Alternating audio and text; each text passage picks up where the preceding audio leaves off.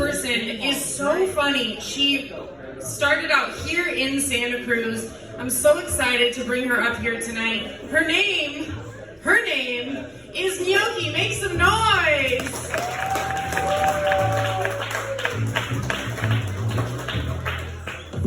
Thank you. I wonder if these are also kept behind a plexiglass, these mic condoms. Okay, what's up? Yeah, I'm so excited to be here, but like, I'm nervous, first of all, because this is my first 10-minute set, and I feel like everyone else is such a great comedian tonight, and it's like if this was a restaurant, they're all serving you like a nice dish, and I'm serving you McDonald's chicken nuggets. Hello. I hope you enjoy them. I'm also nervous because last time I was here, my outfit was so good. Do you remember? You probably don't. Oh, you do. See, he does remember. Okay, my outfit was so good, and today is like, I'm just trying to bank on the boobs tonight, so it's fine. Thank you.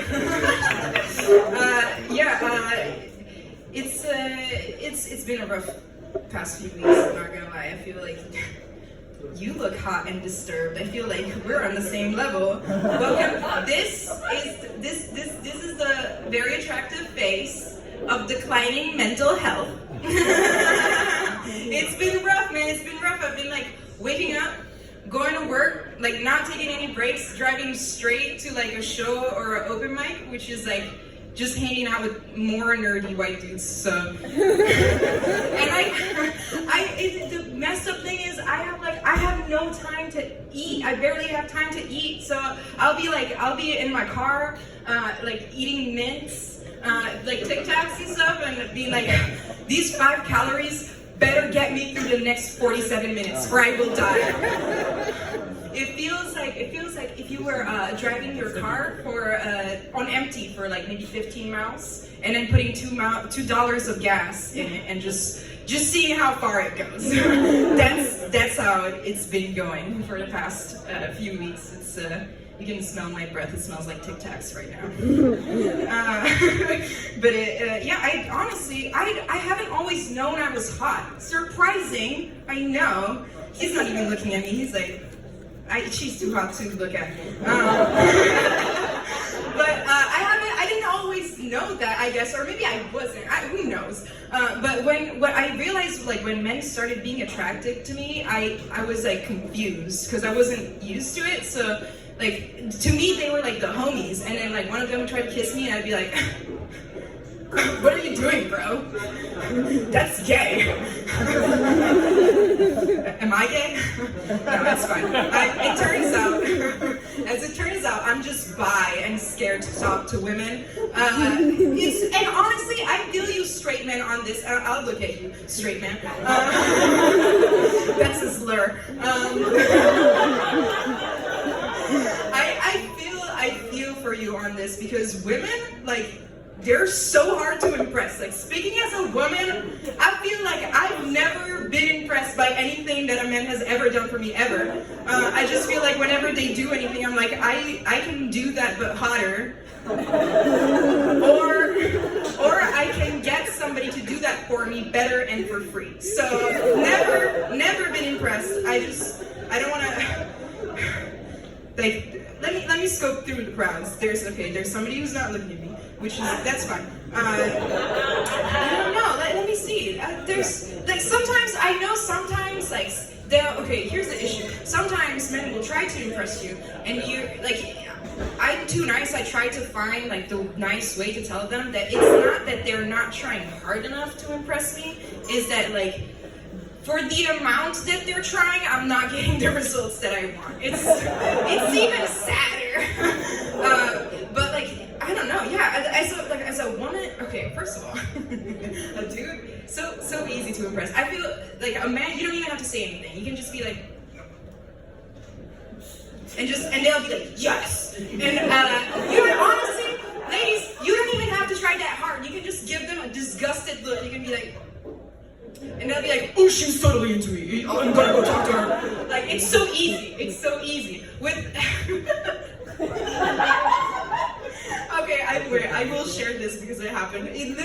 That happened 2 days ago. I managed to like unimpress a man. I was driving home from San Francisco from, eating Tic Tacs and like going to shows, as you do. And there was a man, I was stopped at a red light and there was a man in an intersection. He was on the Lime scooter. And I was in my car, and I guess there was something about the vulnerability of a man on, an open air Lime scooter. I was like, and he was so fine. Ladies, he was like the guy from You, but like better. So I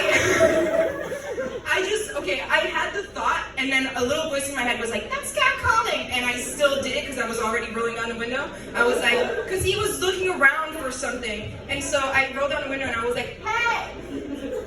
You look like you lost my number. His face was not, like, he did not appreciate that at all. So I managed to unimpress a man, but I guess that is the proof that whatever you say when you're catcalling somebody is not gonna work, okay? It's just not.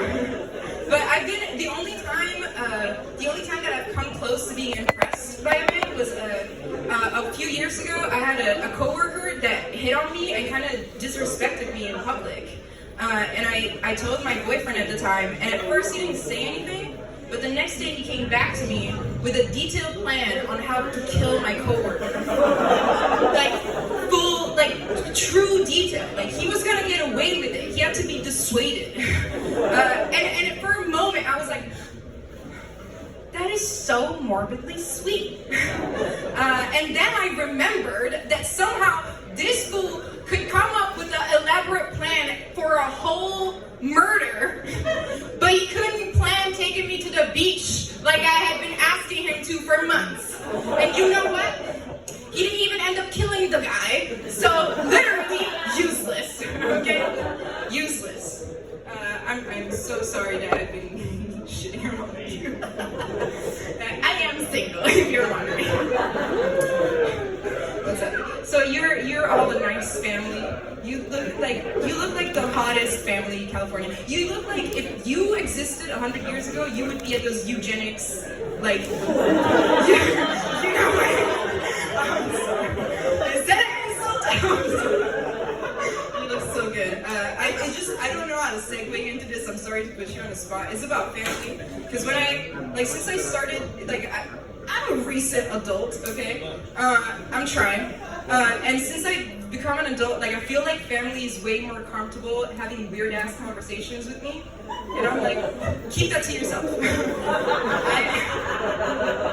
I am baby. I don't want to know about this. So here's what they told me. I was talking to this distant uncle of mine, and he was like, he basically told me that there's some issue with ancient family grave. We have some ancestors that basically they want to move their bones because it's getting too expensive to maintain the grave. And I was like, I hate that we're having this conversation right now. I hate that my current reality involves the fact that I have to have this conversation about dead fascists, which is the way they're supposed to be dead. I told him, I was like, I don't see the problem. It's not like they have to go through a whole move. And he did not get it. He was like, that's bad taste, nyoki. And I was like, how is it bad taste? You know what's bad taste? Having to rent a U-Haul. Fuck that. You know what's bad taste? Having to go to IKEA. Dead people do not have to go to IKEA, so I think it's fine to move their bones. I think it's fine. Honestly, yeah, okay, do you remember going to IKEA as a child? Going to IKEA as a child was lit, okay? It was pure, chaotic good. Just me and my siblings. I don't know why they have the little playground inside IKEA, because IKEA is the playground. I don't understand why they go extra. We go, me and my siblings would just break free, and we would take the kitchen timers from those big baskets and set them to 2 through 5 minutes, and then sneak them into people's purses, and then we would follow the people around to watch their reaction. Absolutely priceless. Have you ever seen it? Just priceless. Just and now IKEA, like as an adult, nightmare. Have you been to the East Palo Alto IKEA? I know you have. I know you have. I know you wish you hadn't. Fuck that. They never have anything. If you lose a peg, like you have to like go back. That's terrible. I feel like IKEA now, like my accomplishment is like not shedding tears while building IKEA furniture.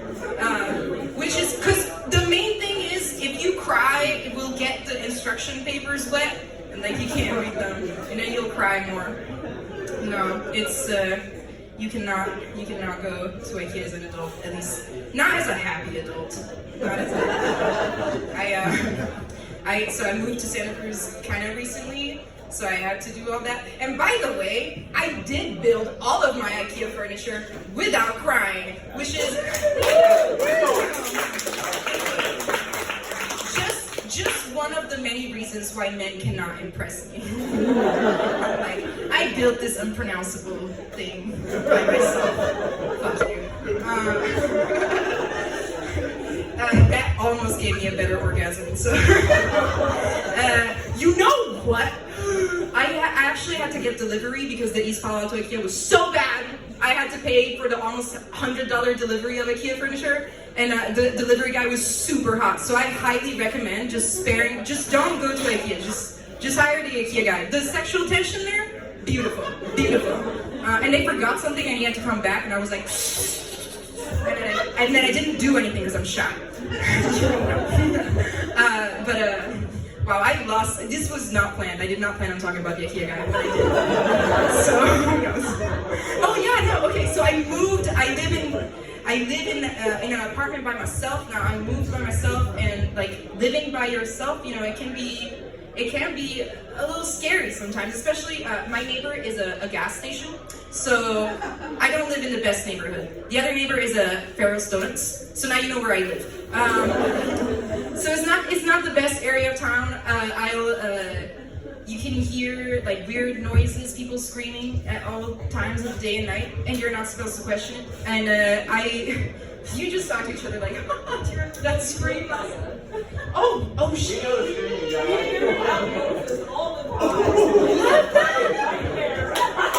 Okay, hold on.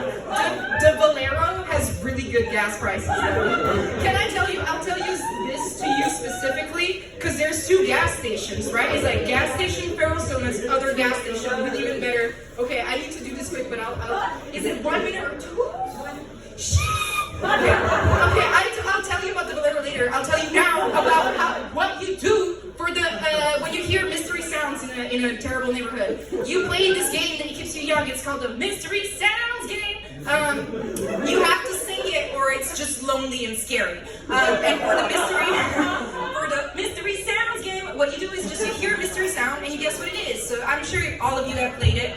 Is it a firework or a gunshot? Not any of you. I know you live in a nice neighborhood. Shut up. Stop nodding. All the rest of you, though. Mystery sounds game is for you. I like to take it to the next level. So say you have been awakened in the middle of the night by the sound of a buzzing chainsaw right outside your window. What could it be? So with the mystery sounds game, it's either a meth head that took up woodworking, right? Or it's some Texas Chainsaw Massacre thing going on, but it's still entertaining, you know? But all I've learned from this is that the reassuring thing about hearing two chainsaws going on outside your window is that it's either the two meth heads are now working together